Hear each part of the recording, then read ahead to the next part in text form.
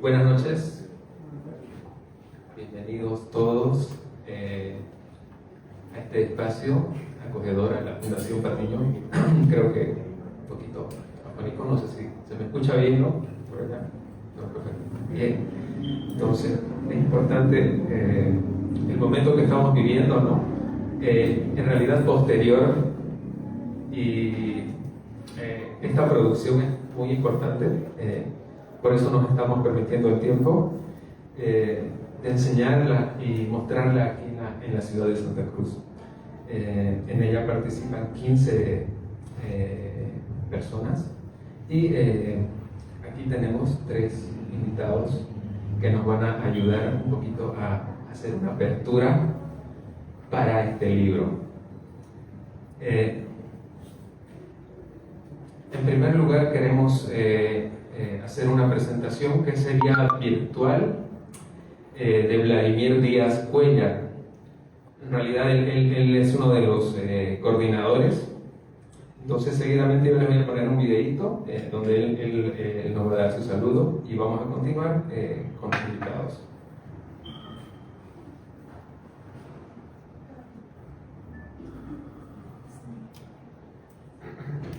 Placer poder dirigirme hacia ustedes en ocasión de la presentación de nuestro libro en la ciudad de Santa Cruz de la Sierra.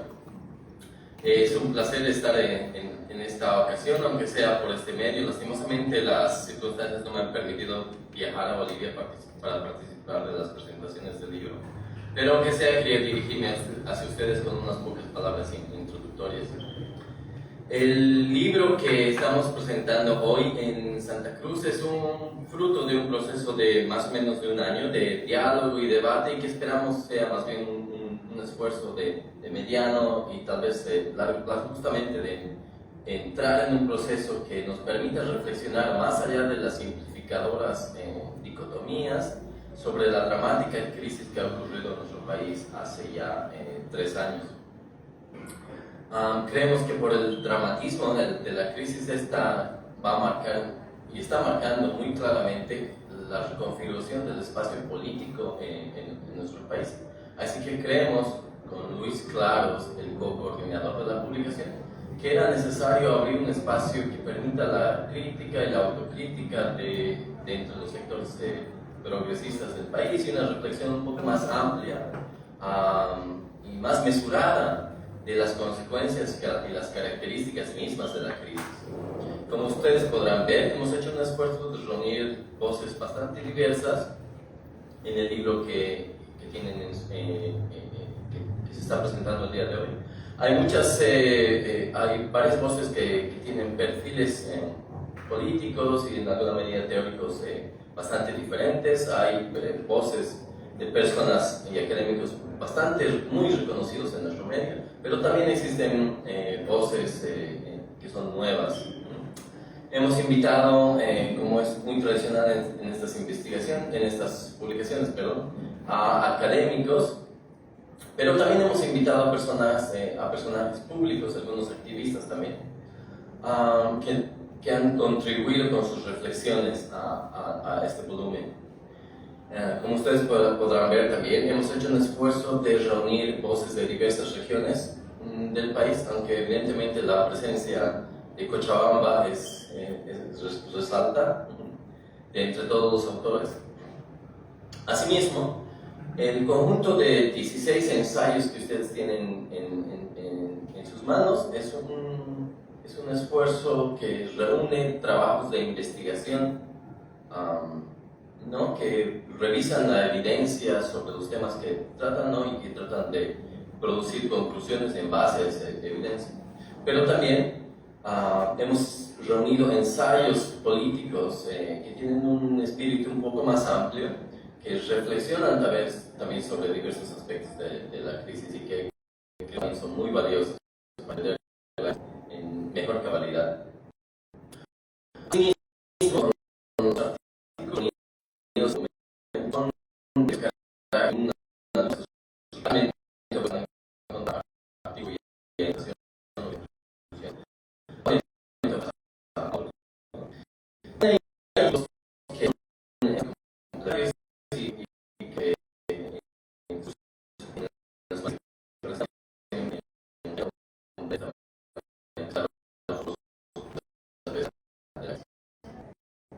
Así, entonces, hay un punto que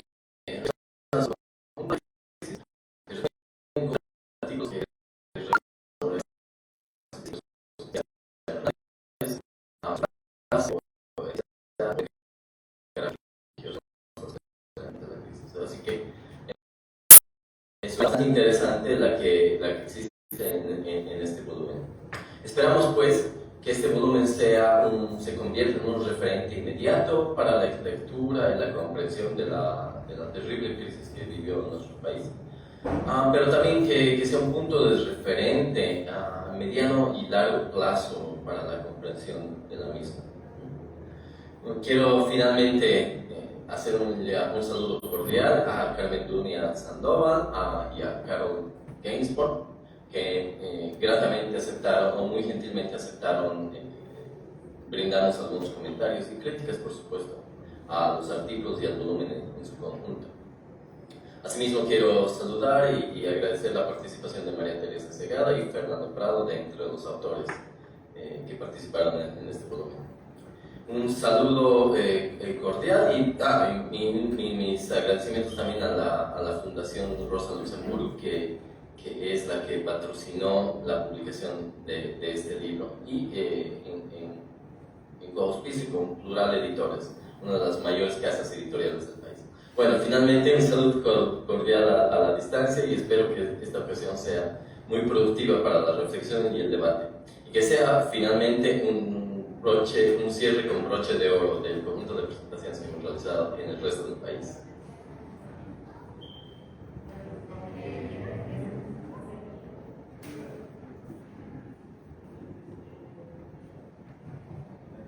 Bueno, es importante también lo que nos dice Vladimir acerca de que todos tienen un comentario sobre la situación, sobre cualquier punto, pero quizás de lo que se trata aquí no es de tener una visión más científica del asunto. En este sentido, le tocaría el micrófono a la señora Carmen Dunia Sandoval. Buenas noches. Buenas noches, muchas gracias. En primer lugar, felicito a Plural, que está realmente cumpliendo el nombre, ¿no?, de la editorial al presentar un libro plural, y a la Fundación Rosa Luxemburgo. Sobre esta crisis se escribió mucho, hay bastante bibliografía, pero la mayoría de la bibliografía que compila varios autores lo hace por tendencias políticas. Es el primer libro que estoy viendo donde hay bastante diversidad de autores y de regiones, y también inclusión de varias mujeres autoras. De los 15 autores, 5 son mujeres, entonces en todo sentido es bastante inclusivo. Por ejemplo, se habla de Cochabamba, se habla de Potosí, se habla desde Santa Cruz con Fernando Prado, y entonces podemos tener una visión más general, más amplia de lo que significó este proceso en el conjunto de Bolivia. Luis Claros, uno de los coordinadores, nos da, aparte de la síntesis de los artículos, que son todos muy interesantes, nos da un contexto. Este contexto es sobre todo muy necesario para que cuando pase el tiempo y este hecho se convierta no en tan reciente, sino en histórico, se pueda entender bien el contexto de cómo inició, cuál fue el detonante de esta crisis, que fue un hecho electoral, fue un hecho de desconocimiento de los resultados electorales por una fuerte sospecha de fraude, ¿no? Y a partir de ese detonante es que se da esta crisis. Entonces nos explica el autor cuánto se ganó en las elecciones, cuánto sacó cada partido, qué problemáticas hubieron. Por ejemplo, la habilitación a Evo Morales y Álvaro García como candidatos, después qué conflictos hubieron preelectorales y por qué decían las encuestas, toda esta cronología de hechos que lo recordamos porque están muy recientes, pero que un libro justamente queda para una memoria, y después sería difícil de entender todos los artículos sin esta cronología. Pero yo aumentaría como dos puntos más esta cronología. El 30 de septiembre, cuando ya Santa Cruz se encontraba en paro cívico, hubo un enfrentamiento en la ciudad de Montero, donde Terrazas y Salvatierra murieron. Algún día se les va a reconocer, van a estar como Roca y Coronado, por el momento no, pero fueron uno de ellos de la Unión Juvenil Cruceñista, aunque no era tan joven, y otro un simple mototaxista habitante de la ciudad de Montero que estaba ahí, y ambos fueron emboscados en el barrio Conavi por personas que por personas que actualmente, una de ellas es diputada nacional, otro director de una institución pública aquí en Santa Cruz, y otro un ex guerrillero de las FARC que retornó a la Argentina. Entonces ese hecho, los de Santa Cruz lo recuerdan, fue un detonante para radicalizar el paro cívico y para tener más claro que había, que era una resistencia fuerte. Entonces este hecho está en el informe de la GI, no, del grupo independiente, perdón, se me fue, GI, sí. Entonces está mencionado, está explicado a detalle, así como los hechos de Sacaba, Sencata, también los hechos que ocurrieron de la intervención de los buses que iban desde Potosí hasta La Paz, los abusos que se cometieron. O sea, he leído ese informe en su momento, ahora no, y realmente era imparcial y equilibrado. Sin embargo, fue manipulado de tal manera que se omiten los hechos de unos lugares y solo se muestran los de otros lugares. Entonces, como estamos en Santa Cruz, quiero decir que esas dos muertes fueron como un detonante fuerte para la resistencia aquí desde Santa Cruz. Y otro hecho muy importante, pero sumamente importante y no suficientemente marcado, es la anulación de las elecciones por parte de la Asamblea Plurinacional o Congreso de Bolivia. Con solamente decir eso, las elecciones de 2019 fueron anuladas, se anula también todo debate respecto a si fue o no fue un fraude o qué pasó, ¿no? Ya se dio esto en 1978, entonces la institucionalidad de Bolivia, incluyendo el partido MAS, anularon las elecciones. Entonces, si no hubiese pasado así, no se hubiera convocado nuevas elecciones, no se hubiera postergado esas nuevas elecciones, no se hubiera ampliado el mandato de los diputados, senadores y de la presidenta de transición, y obviamente eso también echa por tierra que hubiese habido un golpe de Estado. Lo que hubo es otro tipo de movimientos que ahora no voy a hablar de lo que yo pienso, sino más bien sigo comentando de los autores. Don Fernando Prado nos habla de una contradicción entre el proyecto de las clases medias urbanas con sus propios valores, esto en Santa Cruz y también en La Paz, también en Cochabamba, también en Trinidad, o sea, hubo una coincidencia de que los valores llamados republicanos, los valores de cumplimiento de la separación de poderes y otros, por otro lado, menciona el tema del incumplimiento del gobierno del MAS de los temas ambientales e indígenas, ¿no? Al contrario de lo que se quiere mostrar, las clases medias urbanas, por su educación, por nuevas generaciones, son sensibles a estos temas, especialmente los jóvenes. Entonces el 2011 ya fue un punto de inflexión con lo del TICNIS y eso se fue acumulando. Igualmente el incumplimiento a los resultados del referéndum constitucional de 2016. Entonces Fernando va a buscar una comprensión más de fondo para entender cómo es posible, de dónde salieron, dice, no sé, no puedo repetir exactamente, pero mis palabras, tanta gente ahí de las ciudades y cómo esas personas tuvieron protestas para defender la democracia, defender su voto, algo como inimaginable. Entonces, sin mencionarlos, porque no quisiera, sino más bien generalizarlos, hay autores que directamente dicen no existe ninguna prueba de fraude, dice.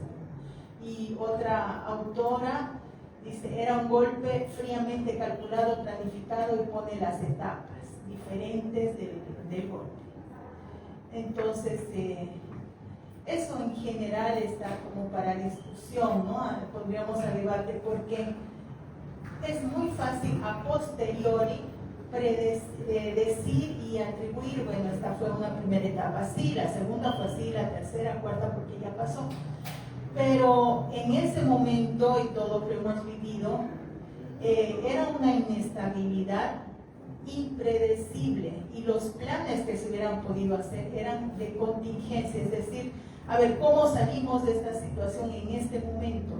Nos reunamos, haremos algún aporte, no lo mismo, pero similar a lo que vivimos recientemente del paro cívico. Ahora se puede hablar del paro cívico, de los 36 días, así fue, ¿no? Se podría decir, hicieron un plan para que dure mucho. Nadie quería que dure mucho, sino que se fueron dando los diferentes eventos de la coyuntura dentro de una historia larga, como diría mi papá, ¿no? Donde hubo una acumulación. María Teresa Segada nos habla de estas contradicciones y cómo hubo un incumplimiento, también en eso coincide con Fernando Prado, de un discurso que fue desgastándose y que no logró concretar, y que las clases medias urbanas entraron también en contradicción con ese proyecto. Ella nos va a explicar mucho mejor. Ahora, finalizo comentando el aporte de Vladimir Díaz junto con el de María Teresa Segada en este punto.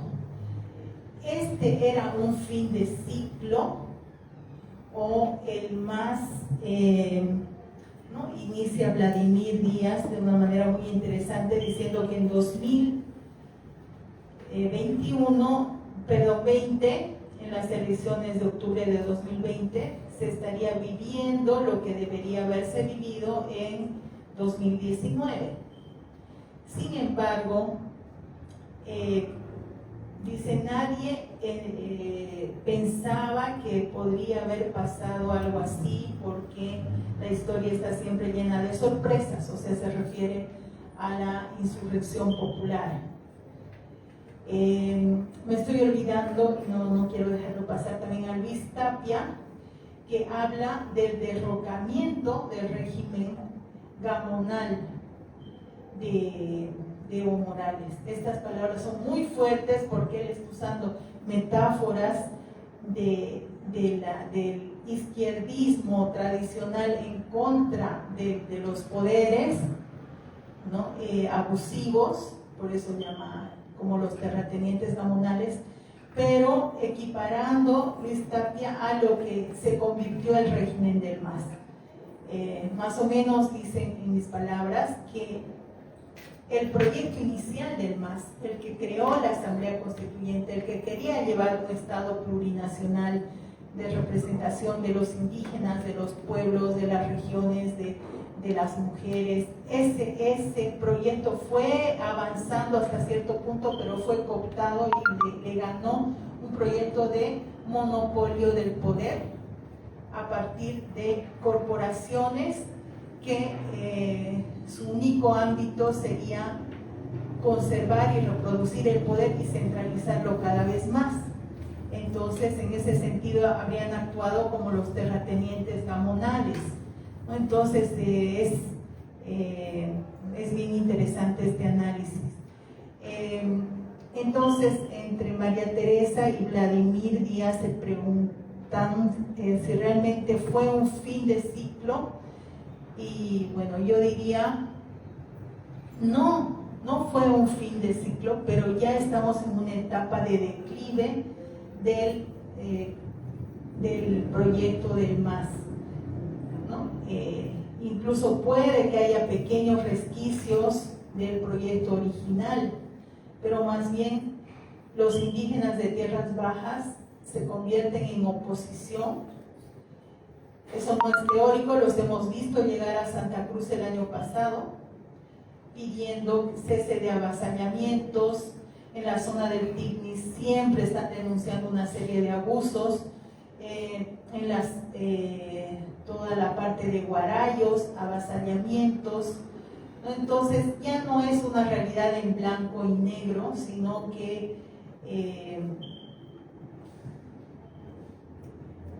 el proyecto original ha sido rebasado. Ahora hay un proyecto solamente de poder. Aquí más o menos se adelanta a lo que estamos viviendo ahora, 2022, el autor Vladimir Díaz. Por ejemplo, cuando nos habla, me llamó la atención, dije, esto tal vez podríamos decir ahora, el Parlamento, ahora lo voy a leer textual, dice, la recomposición de la Asamblea Legislativa, y habla de dos tendencias, claro que se refiere a 2020, pero ahora estamos con mayor profundidad en esto, también la dispersión conservadora y resurrección del MAS. Entonces, concluiría diciendo que como todo ciclo de poder, no es que aquí terminó este proyecto y al día siguiente nació uno nuevo. Si bien hay hitos coyunturales que nos permiten entender los momentos de crisis, donde ya la situación que, como dice Marité, se resolvía a través de diálogos, a través de encuentros, ya se va y se resuelve en las calles. Me hizo recordar también este evento por el censo, ¿no? También fue una crisis.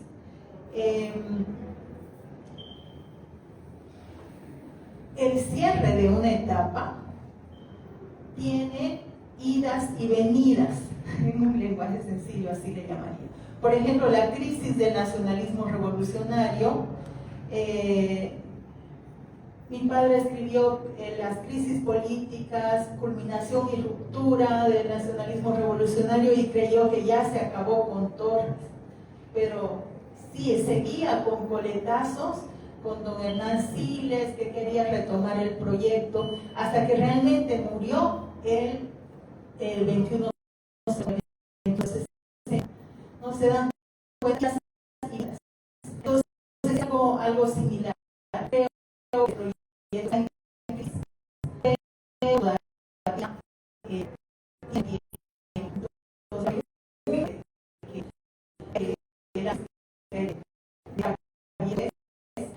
ni se logró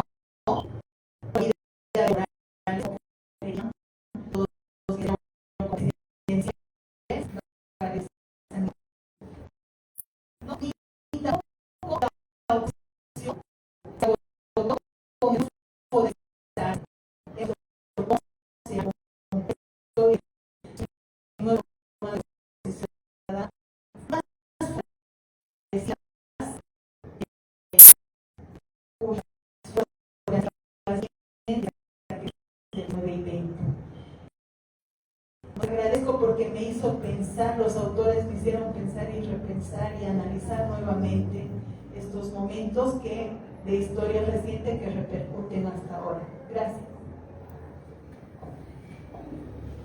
Hola. Agradecer a Carmen Dunia, comunicadora y economista. Debo reconocer que olvidé hacer la presentación respectiva. Ahora mismo va a participar Carol Gainsbourg. Entonces, un poquito también para ver esto, los tiempos los tenemos medidos.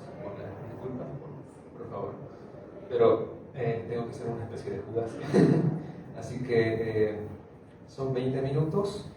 Enseguida estará Carol Gainsbourg. Carol Gainsbourg, que muchos ya la conocerán por acá, pero ella es profesora de vocación, licenciada en filosofía, tiene un posgrado en educación de bioética, derecho constitucional, literatura y género. Un fuerte aplauso, que ella va a estar a través de la conexión de Zoom, y para que nos escuche, un aplauso por favor para Carol.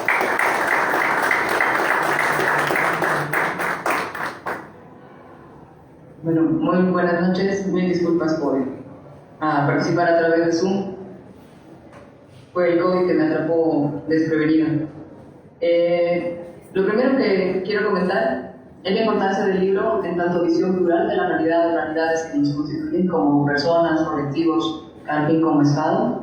Coincido en eso con Dunia. Estamos en una época en la que el espectro de posibilidades entre los supuestos dos polos de verdad se desdibuja. La pluralidad de pensamientos se nubla confundida con la tibieza o la falta de compromiso de las personas. La polarización se convierte en una espiral de reproches y acusaciones de facciones que apelan a procesos identitarios para lograr desde lo emocional adhesiones irracionales que derivan en graves conflictos. Es una tendencia global y local que profundiza la inestabilidad y la desigualdad entre los integrantes de la sociedad. La lógica de nosotros somos esto y ellos no, o peor aún, no sabemos qué somos, pero de ninguna manera nos parecemos a ellos, resultan y se acaban a través de procesos de persuasión y adoctrinamiento que se sustentan en símbolos y personajes incendiarios, poseedores de discursos viscerales, que además de lograr miles de adeptos, invisibilizan o anulan en una espiral de silencio a quienes no se identifican con los polos y a su vez carecen de la capacidad de convocatoria y expresión de postura, debido a que justamente no se alinean con los extremistas y su capacidad de adhesión. Este libro al menos intenta cubrir el espectro de posturas frente a una coyuntura compleja y polarizada. El problema es que en ese afán terminan redactándose 474 páginas en una época en la que el hábito del scroll de pantalla reduce nuestra capacidad de atención y lectura. Menciono esto porque el libro tiene un alto potencial sanador, siempre y cuando se lea completo, con apertura y con voluntad de escuchar el espectro completo. Caso contrario, podemos caer en el error de leer y releer a quienes ratifican nuestro lugar de confort y quedarnos en la perspectiva de nuestra burbuja. Gelson Rivero me dijo una vez que la tarea del periodista en la búsqueda de la verdad era corroborar la información antes de dar un reporte, que si alguien decía que llovía afuera o decía que no llovía, no le tocaba al periodista dar espacio a ambos contendientes para reportar el hecho, sino que debía salir y confirmar si llovía o no en carretón. Podremos estar de acuerdo o no con lo que refleja nuestra propia vivencia de lo ocurrido. Sin embargo, las lecturas de crisis del 2019 en este libro son lecturas académicas pero encarnadas. Son explicaciones vivenciales de hechos complejos que en la coyuntura actual, 2022, y el planteamiento de una nueva relación Estado-regiones, evidencian un resquebrajamiento, una ruptura marcada por el no sabemos qué somos, pero seguro que no somos aquello, o somos esto y jamás seremos eso, pero que al hacer un solo cuerpo muestra la pluralidad que tanto nos cuesta reconocer como constitutiva de lo que somos. El libro cuenta con posturas más radicales, desde lo políticamente correcto y casi violento a lo políticamente incorrecto y agresivo, a lecturas más templadas y objetivas que entre todas intentan explicar lo que somos con intención quizás de aportar a lo que podemos ser. En este sentido, es una lectura que requiere de paciencia y voluntad, pero es altamente recomendada.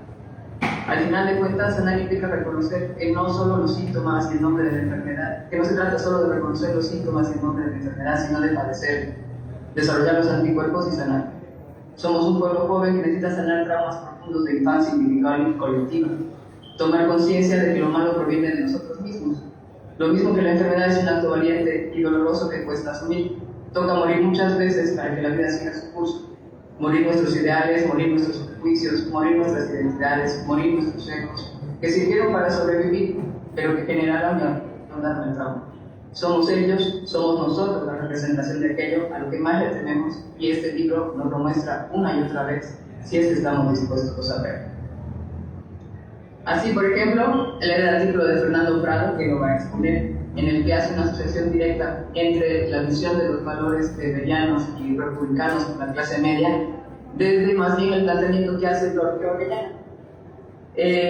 Podemos coincidir con Fernando, podemos coincidir con Lorque, porque las lecturas son más bien contrapuestas, pero los elementos que Lorque propone en la construcción simbólica de los resultantes de interacción que se objetan en particulares condiciones sociales de existencia que devienen en la construcción de las categorías o de los imaginarios, nos permite comprender de mejor manera lo que Fernando plantea de lo que la clase media es en Bolivia y desde la realidad a la que también pertenece. Esto mostrándonos además cómo las lecturas que hacemos de realidad de manera consciente o de manera inconsciente pertenecen a estos procesos históricos de los cuales no podemos nosotros desagregarnos. El aterrizaje además se propone en la expansión de una clase media autoidentificada en un 68.46% en una encuesta del Mundial de Valores en 2017, además de mostrarnos que existe una tendencia a no clasificarse las personas como clase alta o como pobre en una especie de eufemismos. La mayoría nos situamos en la clase media y el criterio de ubicarnos en la clase media es ser asalariados, por ejemplo. Dan elementos que permiten una otra lectura de lo que Fernando propone y además de lo que sería esta burguesía mestiza y el trastorno de orden simbólico que se produce cuando él habla de la ofensa a la cara. Él define la cara de una forma bastante interesante porque lo plantea como el valor social positivo que una persona reclama efectivamente para sí por medio de la línea que los otros suponen que ha seguido durante determinado contacto. El cómo la cara es la dignidad y esa dignidad está construida a partir de elementos simbólicos. Si nosotros leemos esto a la luz del planteamiento de Wilmer Machaca y la lectura que él hace del papel de las redes sociales a nivel nacional, en el alto, pero que pueden aplicarse a nivel nacional respecto a la expansión y a la viralización del racismo como elemento de construcción del enemigo, para además poder comprender de mejor manera esta polarización en la que nos han situado los discursos hegemónicos de un lado y de otro, para leer lo que somos y hacia dónde podemos ir como si fuera la única realidad posible, adquiere un valor particular también porque, contrario a la información que podríamos tener hace unos 4 o 5 años atrás, él evidencia que, por ejemplo, en Bolivia hay casi 11 millones de conexiones de Internet, de las cuales el 91% tiene un acceso de conexión de 2.5 a 4G, que un 62% de las personas admite estar conectada durante los últimos 2 meses, que además la explosión de cuentas de redes sociales durante la pandemia evidencia un incremento de uso de 40 y un 50% en las diferentes empresas de telecomunicación, o que la banda ancha, por ejemplo, consumida ha aumentado entre un 60 y un 95% y el destino de la vinculación al ocio y las redes sociales. También nos advierte de la importancia y del peligro de la posverdad y de la utilización justamente de este lugar no tangible de difuso que son las redes sociales para lanzar bombas significantes, flotantes y cadenas de significación que tantos autores a lo largo del libro han utilizado tomando a la creo para tratar de entender la realidad, explicando otra vez cómo emerge este racismo histórico, este colonialismo que nos caracteriza como Estado que hemos tratado de disimular por muchos años y se canaliza de una forma utilitaria en el racismo. Si además este artículo lo leemos en relación a lo que Natalia Rocha propone cuando habla de los fascistas son terroristas, tiene un sentido mucho mayor. Ella apela a Saussure para mostrar cómo el lenguaje funge como condición posible de lo pensable y que la posibilidad de definir una porción difusa de la realidad a través de una palabra o una categoría hace posible razonarla. Que además esas categorías son históricamente construidas y esa parte del discurso, por lo general vinculado a hegemonías, en un entramado de significantes que además tiene un poder perverso en la medida en la que otorga la posibilidad de nombrar a los otros, de nombrar las cosas, de definir quiénes son. A partir de este fundamento teórico, ella contrapone dos discursos: el discurso hegemónico del gobierno de Áñez, que además está vinculado con la noción de democracia y con la noción de pitita, versus lo que va a ser la tiranía, la dictadura, o lo que va a ser el salvajismo, la ignorancia, lo irracional, lo salvaje de lo marxista. Y cómo esa construcción, este relato, este discurso además trasciende y se consolida en la sociedad a partir de la interacción de tres ejes. Estos tres ejes son los medios de comunicación, los líderes de opinión y además el discurso oficial que el Estado proporciona. Es así que terminamos comprándonos nosotros esta lectura de que como bolivianos estamos divididos entre pititas y masistas. Los pititas son representación de la probidad, de la moral, de lo correcto, de la democracia, de la república, y los masistas son más bien salvajes, indios, ignorantes, casi pre-civilizatorios.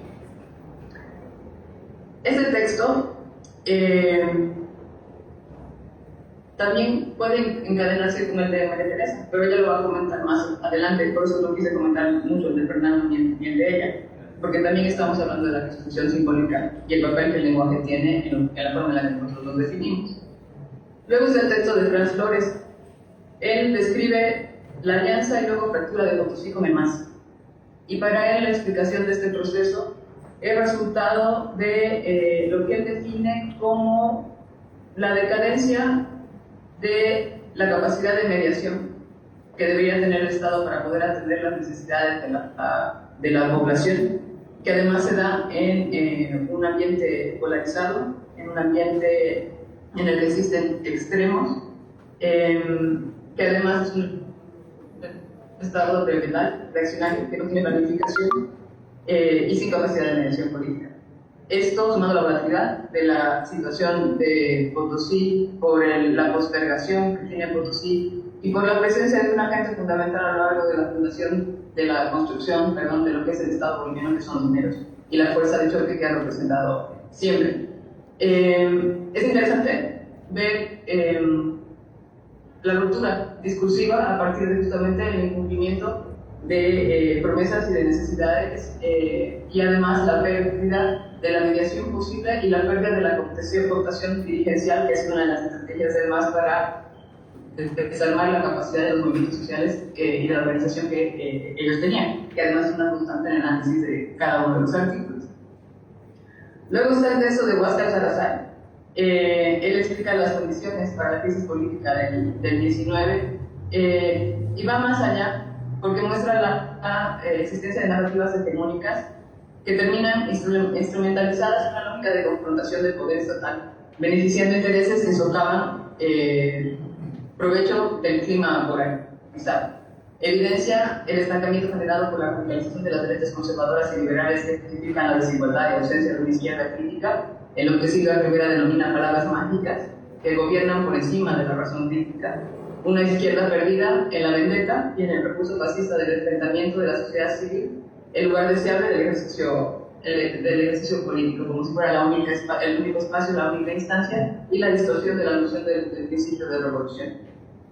Analiza la reproducción de las clases dominantes tradicionales y la generación de un conjunto de contradicciones y procesos de descomposición al interior de la sociedad boliviana como resultado de la alianza entre el MAS y las clases dominantes y el patrón de acumulación boliviano y la distribución de excedente social sobre la base de ese pacto. Es decir, en este artículo, como en varios otros, se evidencia cómo el MAS traiciona en el proceso de implementación de su gobierno el principio de distribución, de refundación, de inclusión que la misma Constitución tiene como preceptos en las alianzas que desarrolla con el empresariado, con la industria y con las élites que existían en el país previamente. Entonces desenmascara este vínculo con el agro, pero también desenmascara el extractivismo hidrocarburífero y minero, sumado a la bonanza de las materias primas en el exterior, que dieron estabilidad como gobierno, que además logró perdurar en el tiempo por esta capacidad de desarticulación inducida sobre los sectores sociales a los que les permitió ser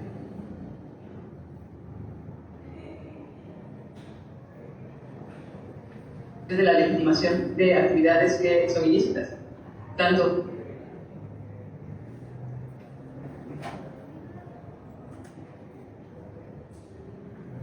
el contrabando, el narcotráfico, incluso la trata y tráfico de personas, una legitimación de actividades que deriva más bien en la depredación y en un desahogo social que a la larga nos va a cobrar factura y que quienes van a pagar van a ser las generaciones futuras. Además de un gran andamiaje de control y subordinación pasiva, de cooptación de estructuras dirigenciales y de preventa masiva.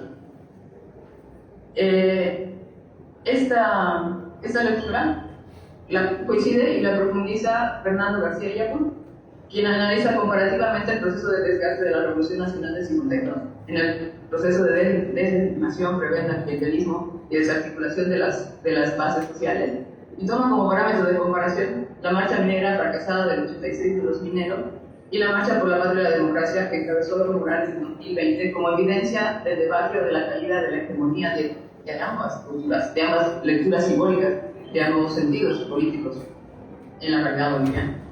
Muestra cómo líneas de lo que define como lo nacional popular, que surgen desde abajo, terminan deteriorándose a partir de la estructuración nuevamente de jerarquías y de formas de gobierno partidarias en las que la corrupción, la preventa, etc., son los elementos que permiten el control del poder. Y como finalmente terminan siendo ambos proyectos, si bien capaces y resultado de articular las demandas y necesidades de la población en un momento circunstancial histórico, una traición también a los mismos preceptos que articulan este proceso.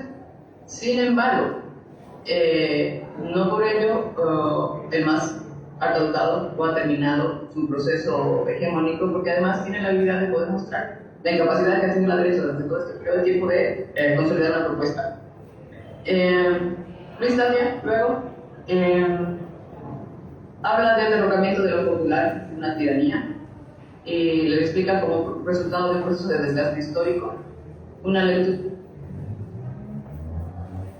en un momento de resistencia y crisis política de la interpretación o lectura político-cultural que explica él es resultado de la fractura interna y del desgaste del partido por la traslación de esta mentalidad gamonal sobre la tierra a una lectura gamonal sobre los aparatos del Estado. Podemos encontrar similitudes con la lectura previa.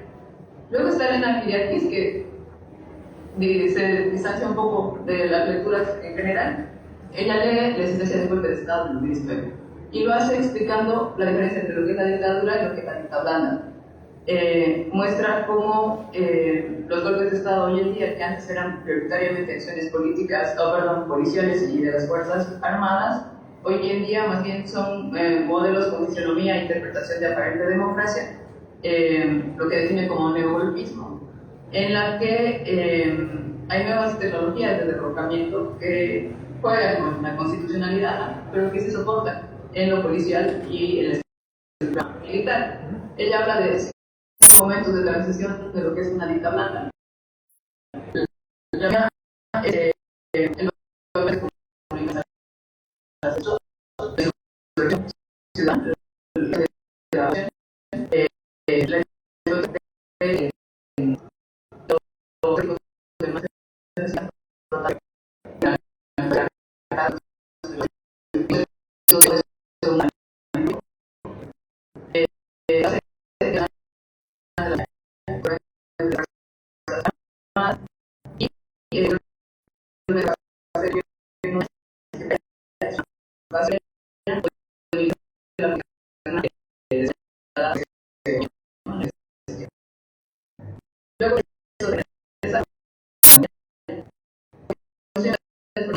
Que analiza el discurso religioso en el golpe de Estado de 2019 para que sea un golpe,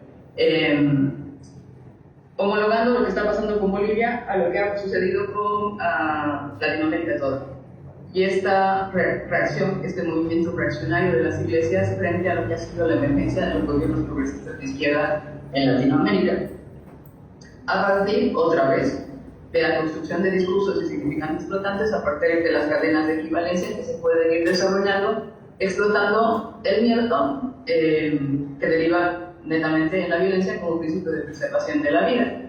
Él analiza cómo esto sucede en Bolivia previamente al 2019, en el 2017, cuando el nuevo Código Penal habilitaba la posibilidad del aborto, y a partir de ello surge el discurso de la ideología de género, el discurso del atentado contra la familia natural y el avance de derechos de la diversidad como un atentado a lo moral, ¿no? Y esto además soportado en la construcción de un enemigo común que es asociado con lo demoníaco, en este caso el más Evo Morales y las izquierdas, que además son leídas como acciones trasnochadas de un fracaso de la revolución, como lucha de clases para convertirse en más bien hoy en día en una lucha de género, ¿no? Entre hombres y mujeres, y con ello destruir a la familia, y con la destrucción de la familia y el aniquilamiento del mercado y de la estructura del modelo neoliberal. Y ante el diálogo se necesita un mesías, ¿no? que resuelva la situación y que nos salve del mal. Entonces analiza la figura caudilla, patriarcal, que asume Camacho, y también analiza el rol maternal que asume Áñez en este proceso. Me faltan 4, ya son 20. ¿Sigo o lo dejamos ahí?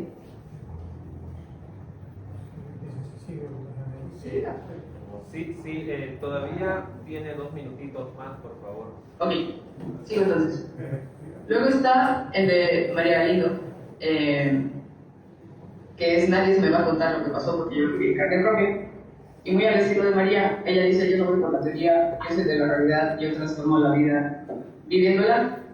Y para ello, como evidencia, tengo que el Parlamento femenino fue el único que evidenció el papel de la manipulación del terror a través de las campañas compradas conducidas por las redes sociales, WhatsApp y Facebook, evidenciar el abandono concreto que hizo el movimiento al socialismo de sus propias bases, desmontar la narrativa mediática de un movimiento pacífico por la democracia, recogiendo graves testimonios de formas de coerción social, clima de hostigamiento y atentados por parte de los grupos paramilitares especializados en Santa Cruz y Cochabamba, compartimientos generalizados de racismo abierto y no cubierto que fueron relatados una y otra vez a lo largo de toda la sesión. Ella me plantea que la única cuestión es tema. Para esto propone que el error radica en seguir discutiendo 3 tesis: la tesis del vacío del poder, la tesis del golpe de Estado y la tesis del patriarcado. Esa es su primera tesis. Ella va a decir que sí es golpe, pero va a decir que también es fraude, y va a evidenciar que el vacío del poder no es un problema en la gestión de una sociedad o de un Estado, porque ella tiene una visión en la vista de lo que es la realidad. Su primera conclusión es la esterilidad de la discusión frente a estas 3 tesis previas que ella enuncia, porque lo único que hacen es radicalizar y polarizar. La segunda tesis que tiene es que este proceso de crisis ha evidenciado la gubernamentalidad necropolítica. La necropolítica como concepto de ya no es dejar morir, sino es dejar vivir, y el Estado elige a quien deja vivir. Y para esto muestra el uso de las masacres del gobierno de Áñez, el Secatá y se acaba, pero al mismo tiempo muestra cómo la sociedad boliviana está acostumbrada a este sistema a partir de lo que ella define como la machocracia y la violencia permitida, legítima, de los hombres contra las mujeres, que viene a ser la tercera condición. La democracia boliviana es machocracia. Antes con Evo Morales, con el Áñez y hoy con Arce. Luego habla de la cosa geológica y la lectura de quienes fueron la transición después de la crisis, y lo hacen en el análisis de Yanine Áñez contrapuesta a Eva Copas, y ambas concluyen son resultados de una relación utilitaria y de castigo. Las mujeres fueron elementos de transición que en su momento evitaron el crecimiento de mayor violencia, pero que luego fueron objeto de castigo, una en la cárcel y la otra expulsada de su partido. Ella dice, como quinta tesis, que hemos perdido el derecho a la política. Para ella, el sistema político boliviano es caducado. El agotamiento no solo es discursivo, sino ideológico y político. La disputa es constante, estamos frente a la privatización de la política. Luego, en Insubordinación y lenguaje de Roque Cortés, él afirma el golpe de Estado, lo plantea él plantea que existe un golpe de Estado, pero hecho por el MAS a través de la manipulación del Tribunal Constitucional Plurinacional del 2017 y lo que entiende como fraude posteriormente. Muestra que la caída de Evo Morales no fue resultado de la derecha, sino de un evento de movilización y resistencia social espontánea, de expresión libre, sin raíces ni perspectiva revolucionaria, pero tampoco con proyectos políticos propios, sino con auténticos movimientos sociales. Y resume en que la caída de Evo Morales es resultado de la incompatibilidad intrínseca de su discurso y de su quehacer y de sus grupos de choque en las que sucede en las barrolinas y en los interculturales. Luego está Don Bailey, que analiza la cobertura política de la crisis por parte de los medios de izquierda estadounidenses y describe cómo estos distorsionan y simplifican lo que ha sucedido, denunciando la intervención directa del gobierno estadounidense. Y el de Vladimir Díaz, ya lo comenté indirectamente, él lo que hace es plantear un giro de 360 grados de lo que para él debió haber sido la transición natural. En 2019 en las elecciones, al dar un paso al costado, Evo Morales y García Linera hizo hambre de poder porque el MAS iba a ganar de nuevo, como ganó con Arce como candidato, no sin desarrollar una crítica dura a las incoherencias internas que el MAS tiene. Entonces, tenemos un espectro grande de posturas contrapuestas que son complementarias y contradictorias, pero al ser complementarias permiten una lectura integral, compleja, holística de lo que somos y permiten la posibilidad de entendernos sin apostarnos, sin atrincherarnos en los polos que se supone son la única posibilidad de verdad cuando la realidad está en todo el espectro entre estos dos puntos. Entonces, de verdad es una lectura recomendada, está muy bien escrito, se disfruta pese a que son 438 páginas. Muchas gracias, Carol. Es una lectura muy recomendada, nos sugiere Carol Gainsbourg. Seguidamente hablará María Teresa Segada Claure. ¿Quién es María Teresa Segada Claure? Ella es socióloga con maestría en ciencia política por el CSU Universidad Mayor de San Simón, doctora en procesos sociales y políticos en América Latina por PROSPAL. Démosle la bienvenida, por favor, aquí a María Teresa.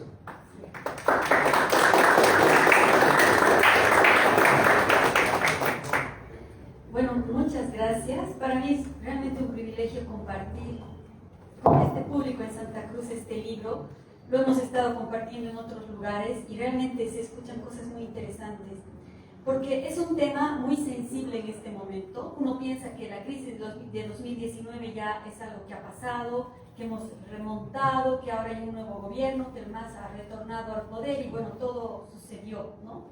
Pero evidentemente tenemos que tomar en cuenta algo que decían Dunia y también Carol, que es algo que ha marcado muchísimo lo que estamos viviendo hoy los bolivianos. Es decir, más allá de la discusión fraude-golpe, que yo en el artículo intento distanciarme de esa dicotomía que es inútil, porque ni siquiera es golpe o no golpe, o fraude no fraude, sino golpe o fraude. O sea, es una cosa, hasta temporalmente ha sucedido en dos momentos. Pero la primera cuestión que quiero analizar aquí es esta.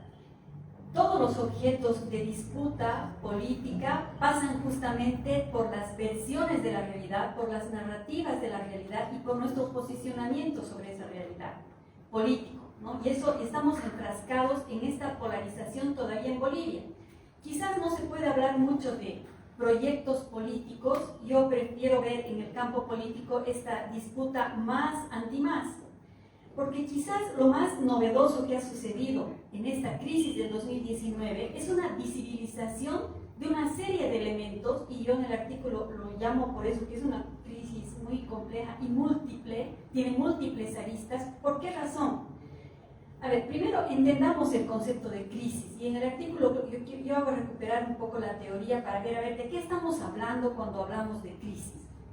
Entonces, lo primero y creo que ahí coincido con varios de los autores de algo que también se refería a Dunia, no es una crisis estatal. O sea, no podemos decir que el inicio de este proceso que surge a inicios de siglo está agotado como Estado. ¿Por qué? Porque hay factores que lo sustentan. Esto es bien discutible, lo podemos discutir, es muy interesante. Porque ¿qué significaría esto? Significaría pensar que el país ya ha agotado este modelo de Estado que se plasmó en la Asamblea Constituyente y en la nueva Constitución, cuyos pilares fundamentales son la interculturalidad y la autonomía. Justo a raíz de la crisis en el censo aquí en Santa Cruz, hemos estado discutiendo mucho con colegas como Chalibert y otros de La Paz, y también con gente de Santa Cruz, si realmente está agotado o no este Estado. Y esa es una pregunta que nos debemos hacer hoy. Pero desde mi punto de vista, y creo que también coincidimos con otros autores, lo que ha sucedido en realidad es que desde la aprobación de la nueva Constitución, lo que ha hecho el gobierno del MAS, en lugar de ir avanzando, digamos, de manera además muy rápida hacia la consecución de esa Constitución, lo que ha hecho es desandar esa Constitución.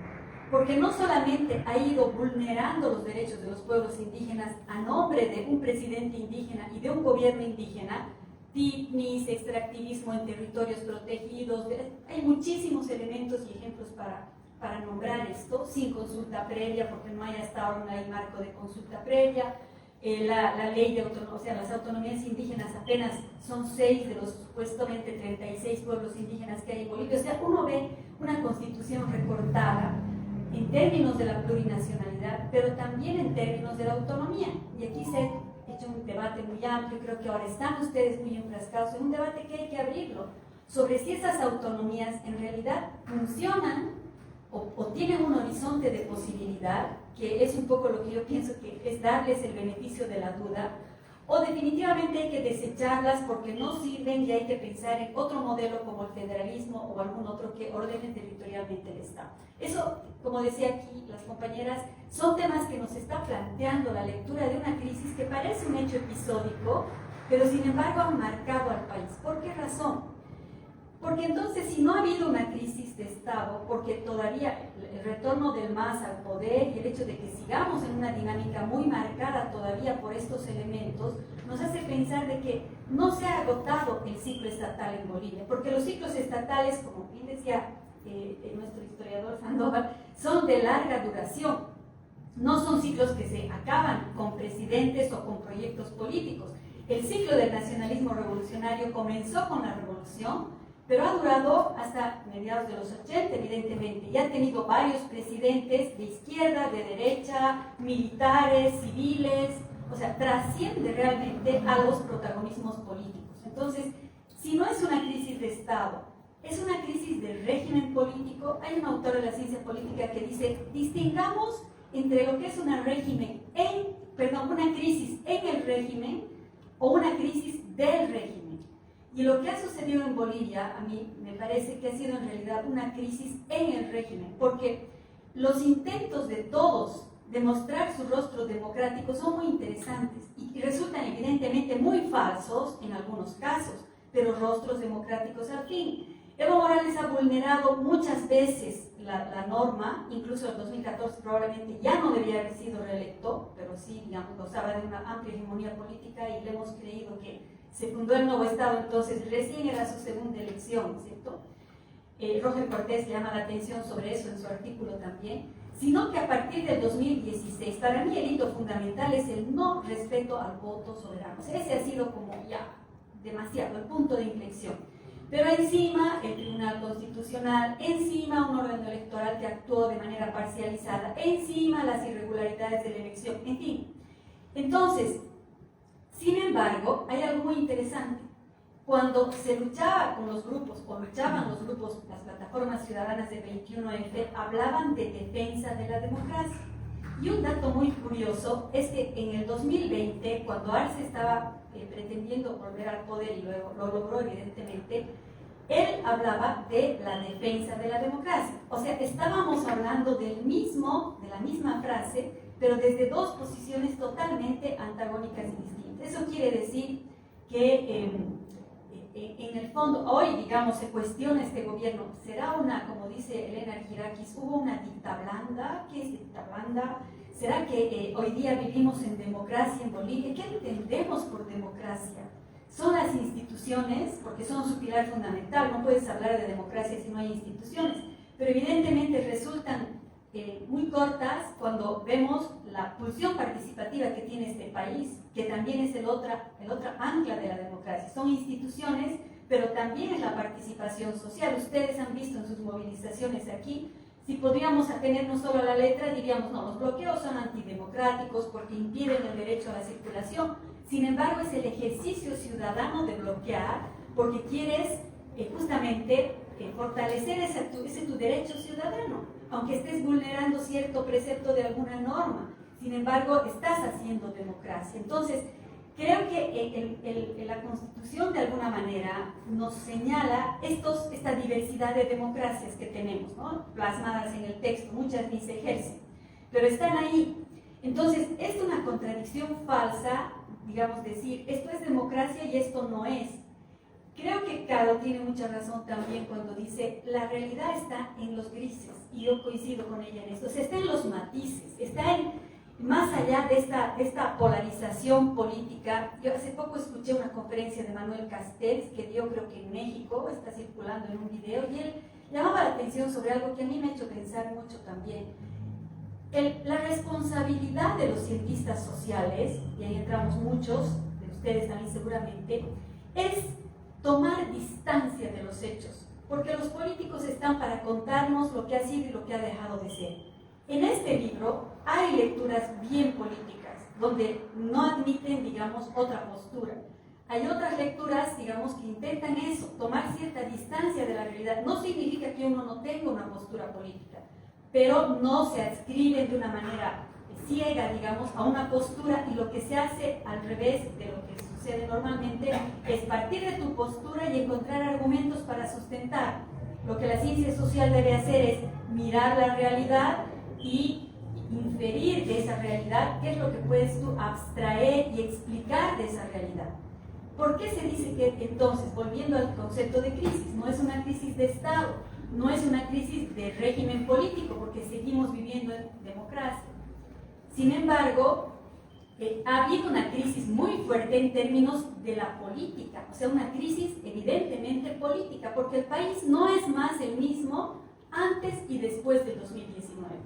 Si uno mira la oposición, la vio al principio debilitada, como decía Dunia, se ha rearticulado, de alguna manera está logrando una presencia hoy a partir de esta fragmentación, de esta dispersión, de esta falta de liderazgo, de esta falta de proyecto político, pero está ahí presente y acapara desde el año 2005 alrededor del 35% de la votación de la gente.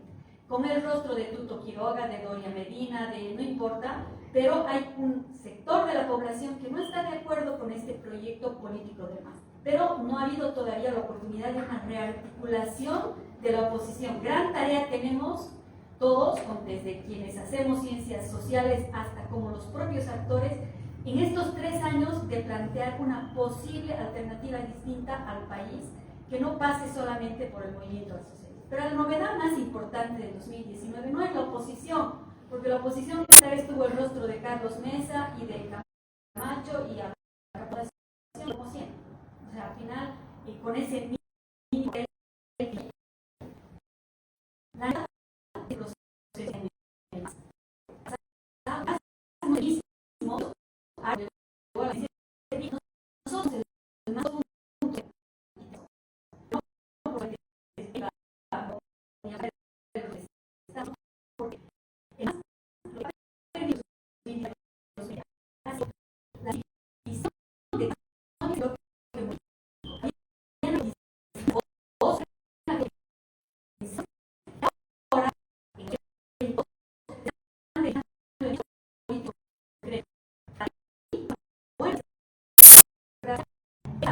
digamos, una fractura, estos desacuerdos en la Asamblea Legislativa entre grupos del MAS, porque están permitiendo oxigenar a la democracia.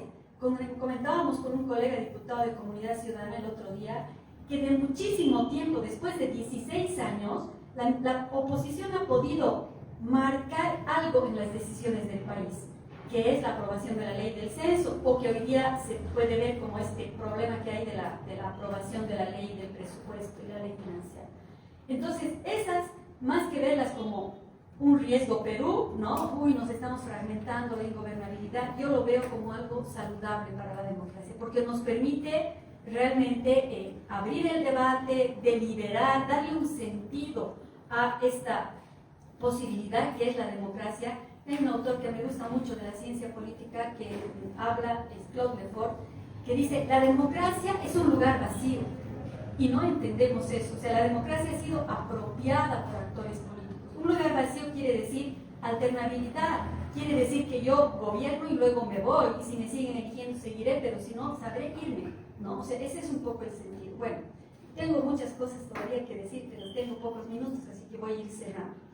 Otro tema que me parece importante y que lo tomo en el artículo es ver esta crisis, esta multiplicidad de la crisis, como el resurgimiento de fracturas históricas no resueltas en Bolivia.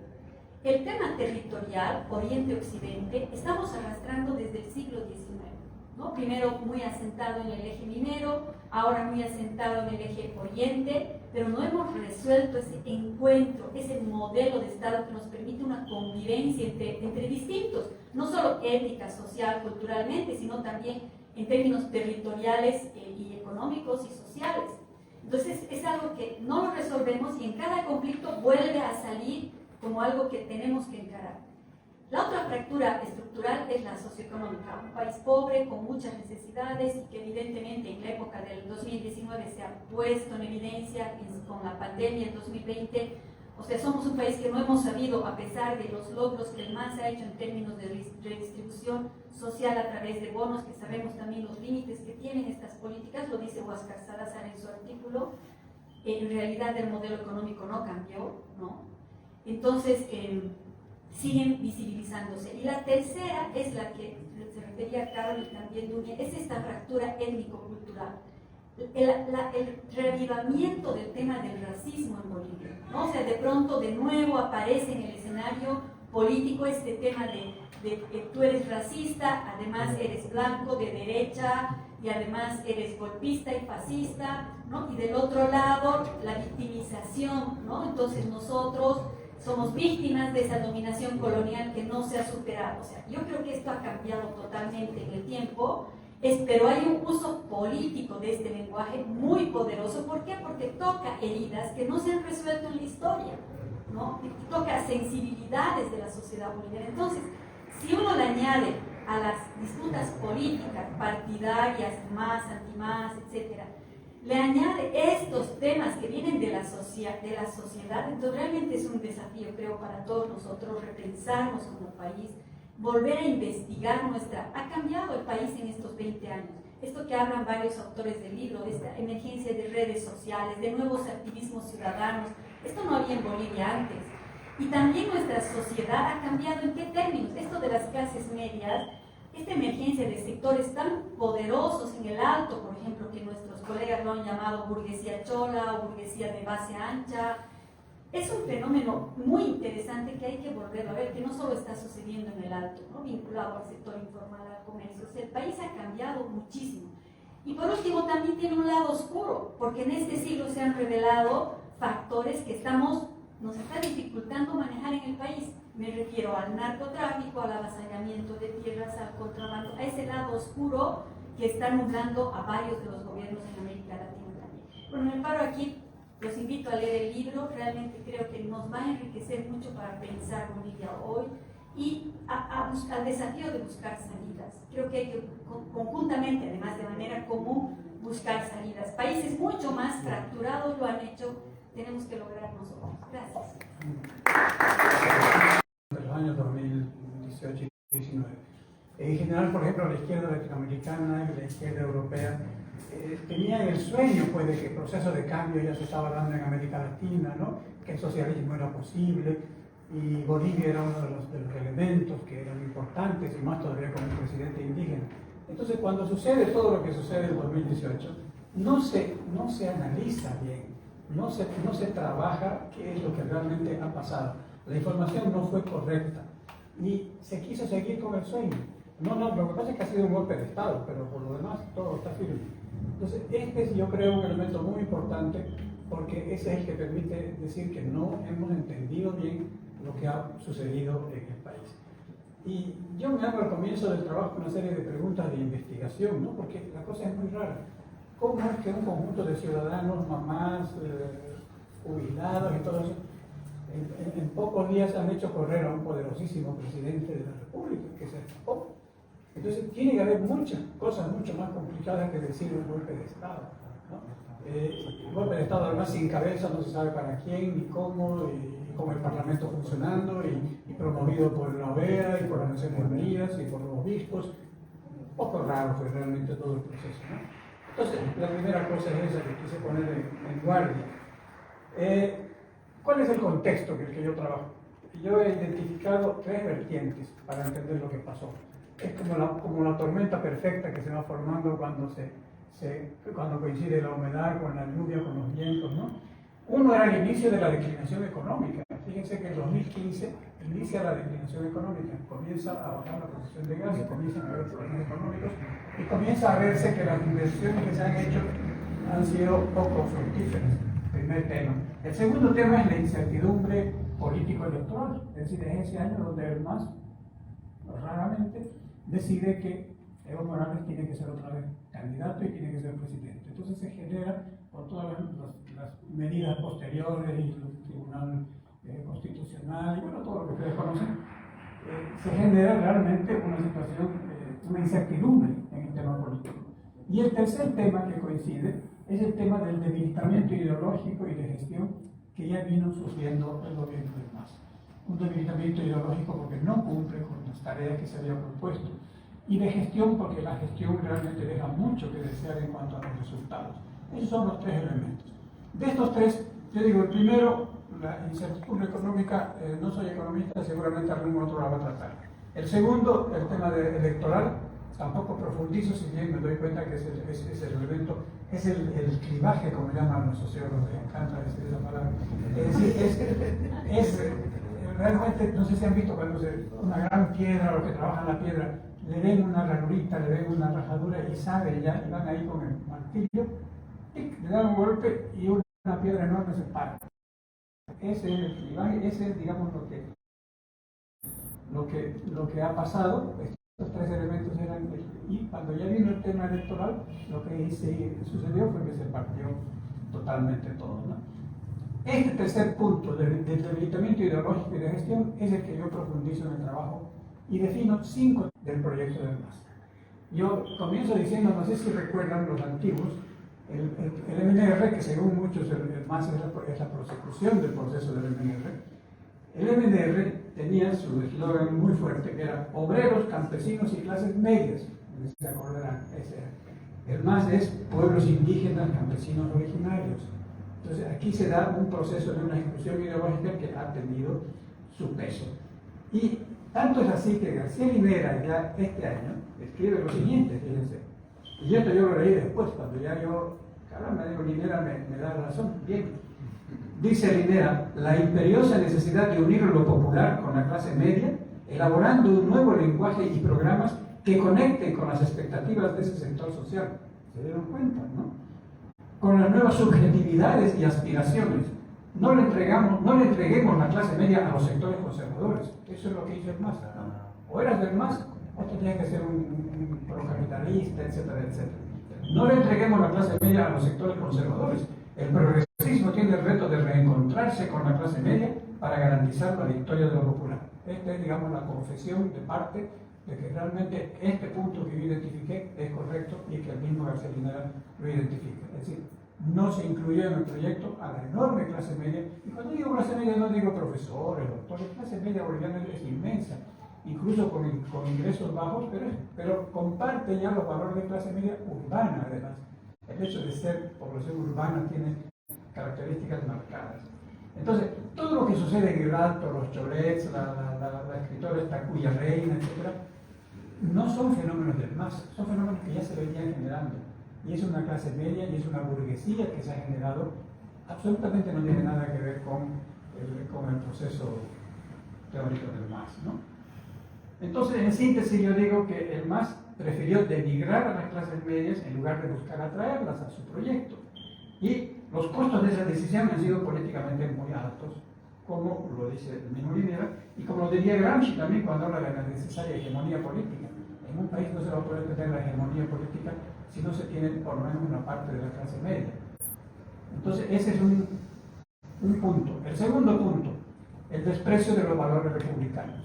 Si ya consideramos que hay una clase media excluida, y si además de eso, los valores republicanos sobre los cuales se asienta la República, ¿no es cierto?, que con distintas ideologías han sido aceptados, la separación de poderes, la alternabilidad, el ejecutivo que tiene que estar controlado, que los funcionarios públicos tienen que estar capacitados para cumplir la función, en fin, una serie de temas que son típicamente republicanos, han sido totalmente puestos aparte, ¿no es cierto? Porque de lo que se trata es de consolidar el poder con las nuevas clases sociales que entran en el poder y plantear la desaparición de esos valores republicanos. Hay cosas tan pequeñas, ¿no? La desaparición del escudo, por ejemplo. Se han fijado que en todas partes ya no hay el escudo y lo que hay es la chacana, ¿no? La chacana. Eso es decir no a la república y sí el Estado plurinacional que tiene otras características distintas, ¿no es cierto? Bueno, esto yo creo que está también claramente definido, ¿no? Es un poder basado en movimientos sociales oportunamente cooptados con el dinero del Estado. Y eso no es una república, es otra cosa. El tercer tema es el abandono, como ya mencionaba, el abandono de la gestión weberiana. La gestión weberiana me gustó mucho, y bueno, me va a criticar Teresa porque yo no soy sociólogo, quizás lo estoy usando mal, pero a mí lo que me impresionó mucho en la lectura de Weber es que él dice que cuando una clase social llega al poder, le interesa mucho un conjunto de valores que van a hacer que ese poder pueda hacer su gestión eficiente. Y entonces, esos son los valores de la administración pública, los valores weberianos, es decir, que los trabajadores tienen que conocer sus deberes, que tienen que llegar en horario, que no tienen que robar, tienen que ser honestos, que tienen que estudiar, que la gente tiene que pagar sus impuestos, que hay que saber hacer la cola. Son todos valores tecnoburocráticos, digamos, para el funcionamiento de un aparato estatal. O sea, una vez que uno llega al poder, como ha llegado, no importa, patada, ganando, pero una vez que quiere gobernar, tiene que asumir esos valores, porque si no, no va a tener eficiencia de gestión, y eso no lo han hecho. Se han quedado con sus valores revolucionarios de la toma del poder. Resulta que para la toma del poder los valores son otros. Es la rebeldía, es el ser orgánicos, es el usar la violencia, es el tener grupos de choque, es el, si tenemos que robar, hay que robar porque corresponde, porque ellos nos han robado a nosotros, entonces pueden robar, además es para el partido, además yo hice campaña, o sea, una serie de valores que son valores que la historia nos muestra que han sido momentáneos, son valores de la revolución, es decir, de los momentos que tengo que destruir una clase dirigente y un Estado, pero después de eso llega el momento, llegará el Napoleón Bonaparte, llegará yo no sé qué, pero aquí no ha llegado eso. Y durante 15 años nos hemos quedado con una serie de valores que está bien para tumbar a una clase y un gobierno, pero que no sirve para gobernar, porque esos nuevos valores no han llegado. Entonces, a eso me refiero yo con este punto 3. Muy discutible, pero no sé qué dirá. El cuarto, y sobre eso sí, yo creo que ya se ha dicho, el incumplimiento del indigenismo y el ambientalismo. Resulta que no eran ni ambientalistas ni indigenistas. Y para eso incluso yo he ido a buscar algunas notas, ¿no? Y quienes sostienen que, dice, la auténtica base social, política e ideológica del marxismo fueron los sindicatos campesinos cocaleros del Chapare, que venían de la zona de las mineras cuando hubo los problemas. Entonces, ese es el verdadero origen, esa es la base, ¿no? Es el sindicalismo, no es indigenismo, es sindicalismo. Entonces, ¿y quiénes sostienen esto? Filemón Escobar lo escribe muy ampliamente. José Birkenbaum, apreciadísimo intelectual nuestro, también, después yo voy a ver una parte que él dice, no fue, el componente indígena nunca fue al inicio un componente del programa. Y el mismo García Linera también reconoce que originalmente no era parte del programa. Dice, por ejemplo, Birkenbaum, si me da tiempo les leo, dice, el Estado plurinacional está en manos de un instrumento político cuya base ideológica es una mezcla de estalinismo anacrónico, andinocentrismo mesiánico, que en la realidad de los ayllus y comunidades campesinas enajena a la corrupción ciudadana autónoma cuyo objetivo es vivir bien, pero con un Estado facilitador y no centralizador del poder. Por las acciones del gobierno, la cosmovisión andina ha sido degradada por el rol de Evo Morales en el imaginario mitológico neopopulista del MAS. Esto de la tormenta esta que se vino, ¿no es cierto? Y además lo podemos ver que el grueso de las inversiones que se hacen no es para mejorar la vida de los indígenas y de las comunidades. Son estadios, son aeropuertos, son, ¿qué se llaman estos? Coliseos, y todas esas obras. ¿Por qué aparecen todas esas obras y no aparecen pequeños proyectos para mejorar la producción, los servicios de esas comunidades? ¿Por qué? Porque en esos otros proyectos hay contratos y hay obviamente contratos que cuestan dinero, y este grupo dirigente del MAS encuentra el gran negocio y conforman, y esto ustedes saben que es verdad, aparecen un montón de empresas constructoras que son las que construyen los colegios que después se caen, construyen todos esos edificios que entonces el dinero fue a la edificación, no fue al mejoramiento de las condiciones de salud, educación y de producción de las comunidades campesinas e indígenas. Bueno, hay los ejemplos del TICLIS, el Fondioc, que imagínense más de 100 millones de dólares, y la mayor parte de ese dinero, si ustedes analizan proyecto por proyecto, era capacitación. Era plata que no llegó nunca a las comunidades, nunca llegó a las comunidades. Y bueno, el TICLIS, los incendios forestales, las falsas comunidades para las cuales se le da el terreno, el mercurio actualmente en las zonas de los parques nacionales, la ley 535 de minería, que es terriblemente antiambiental, el decreto supremo 2363 para las actividades hidrocarburíferas, que permite hacer las prospecciones en los parques nacionales y en áreas protegidas. Lo mismo los 3 decretos que hay que permitieron los incendios, porque prácticamente daban mano libre para el chaqueo. En fin, la lista es larguísima. Pero yo quiero, para que no digan que es lo que yo digo, quiero leer algunas frases que están con la bibliografía, están con el origen y todo eso, que están en el trabajo. Fíjense, abro comillas, así: fundación que perjudique la explotación de recursos naturales se tiene que ir del país, dijo Morales, y se fue la cooperación danesa. Luego sostuvo: no somos guardabosques de los países industrializados. Eso es uno de los planteamientos clave, ¿no?, para justificar. Después dice: las áreas forestales son un invento del imperialismo norteamericano. Son frases que ustedes las han escuchado, las han leído, son reales, ¿no es cierto? Y por último dice: yo dejaría a Bolivia sin un solo árbol si fuera necesario para el desarrollo del país. Imagínense eso, ¿no? García Linera, por su parte, dice: heredamos una economía extractivista y la tenemos que usar temporalmente. 15 años que la han usado temporalmente. Entonces, no hay tal ambientalismo. ¿Perdón? Van 16. 16, dice, no. El quinto tema: la descentralización trunca y su incidencia sobre todo en el Oriente. Lo mismo, el tema de que el 85% del presupuesto esté descentralizado, ¿no? Que no haya habido el pacto fiscal que debía haber desde hace 10 años. 10 años que no se ha hecho el pacto fiscal, obligación en la Constitución Política del Estado.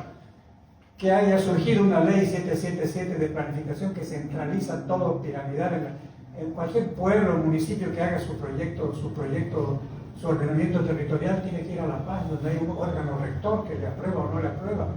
Y en la metodología está el primer capítulo que dice político. Y si la declaración política del proyecto, del plancito de ordenamiento territorial que manda el municipio no le gusta a La Paz, pues lo devuelven y lo rechazan. La centralización que se ha hecho a través de la planificación, lamentablemente el tema técnico no ha sido tomado realmente por la importancia que tiene, ¿no? ¿Qué más se da? El rey ya me perdí, ¿eh? Estábamos hablando de la descentralización, ¿no? Ahora, les voy a leer otro párrafo muy importante también del ideólogo del MAS, de García Linera. Fíjense lo peligroso que es esto. Para el movimiento indígena plebeyo, la lógica nacional del espacio estatal, de los pisos ecológicos, está en su horizonte intelectual. Los indígenas imaginan el poder no solo donde son mayoría indígena, sino en todo el país, pues el espacio de sus pretensiones llega hasta donde llega el Estado, como es el caso Aymara. Y esto lo dice el ideólogo de ellos. Esto es gravísimo, esto está justificando todo lo que está pasando en el Oriente y justificando por qué no hay autonomía. O sea, la tal autonomía no hay, porque si tienen que colonizar nuevamente Santa Cruz, entonces no puede hacerse en un esquema autonómico, porque nosotros entonces pediríamos ya que funcione la Comisión Agraria, no olvidé citarla, la Comisión Agraria es la que tenía veto. Es decir, no, esa comunidad no vive ahí, hay que dar las tierras a... Esa Comisión Agraria nunca funcionó.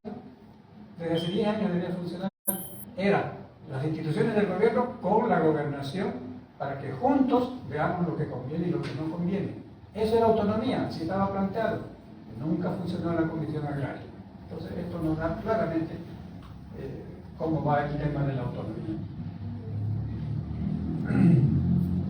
Bueno, y obviamente que la autonomía también la veían que no era necesario porque en otra frase de nuestro gran ideólogo dice: el bloque social que reivindica la pujanza de la economía moderna carece de fuerza cultural y simbólica para alzarse con el liderazgo nacional. Entonces, obviamente tenemos que seguir todavía manejados por quienes sí tienen la capacidad cultural y simbólica del liderazgo nacional, ¿no? Así está planteado. Bueno, si tengo 2 minutos más, ya, y me permiten, simplemente yo había resumido 4 conclusiones que tengo en el trabajo. Primero, se descartó trabajar con una izquierda y centroizquierda que no sea masista, o incluso con el centro. Solo quien se declaraba masista podía conformar, digamos, o formar parte de este nuevo proceso. Primera conclusión importante, ¿no? Quien no estaba en eso era ARA, era neoliberal y era derechista. De esa manera han empujado, aunque lo que dice García Linera, que después se arrepienten, han empujado a todo el mundo a que seamos neoliberales, ultracapitalistas, ¿no es cierto?, borrando todas esas diferencias, en lugar de, como se ha hecho en todos los países una vez que consolidas el poder, de poder ampliar tus contactos con otros grupos sociales, ¿no? La segunda conclusión que yo saco es que se desconoció la existencia y las potencialidades del mestizo urbano. A pesar de lo eliminaron como nombre, ¿no? Pero nuestras ciudades están formadas enormemente por ese nuevo mestizaje. Étnicamente son indígenas, pero culturalmente son mestizos porque son ya urbanos. Y ya han estudiado o ya tienen su tallercito, tienen, lo que dice Linera, tienen aspiraciones y expectativas distintas que no son las de su comunidad rural. ¿Qué hacemos con esa gente? No ha sido tomado en cuenta este elemento fundamental. Tercero, no se dio importancia a la institucionalidad y la buena gestión pública. Bueno, esto lo sabemos, lo vemos todos los días, ¿no es cierto? El descalabro que hay en el tema de la gestión, la poca importancia que se da a las capacidades profesionales. El aparato del Estado prácticamente pertenece al partido. Todo el aparato del Estado es del partido. Tanto es así que en el estatuto del MAS dice que quien no sea del MAS no puede tener ningún cargo público. Esto en cualquier parte del mundo es una aberración increíble, porque el funcionario público es funcionario público para todos. No es necesariamente que tiene que ser del partido, pero así está en el estatuto, ¿no? Así está aprobado. Entonces, ese es el tercer tema. Y el cuarto, se minimizaron las posibilidades de acción política colectiva de las clases medias, tradicionalmente representadas por partidos políticos, o sea, se excluyeron, que son las clases más o menos informadas, mestizas evidentemente, en que conviven valores indígenas con la cultura occidental. La clase media paseña hace también esas cosas que se llaman chaya y todo, o sea, es mestiza, pero son clase media ya en términos sociológicos y clase media urbana. Entonces, todo eso lo han perdido ellos de poder políticamente aprovechar. Este es un resumen que he querido hacer muy breve, porque además, porque como el libro es tan gordo, muchos no se van a animar a aprovechar y agradecerles por la presencia y evidentemente agradecer todo el esfuerzo que ha hecho desde la Fundación Rosa Luxemburg, la Universidad de Ottawa y Plural para este trabajo que a mí me consta que ha sido durísimo, trabajar con 14 personas desde varios lugares del mundo, ponerse de acuerdo, pero al final se ha logrado y yo espero que todos puedan leerlo y que sea un aporte para todos. Muchas gracias.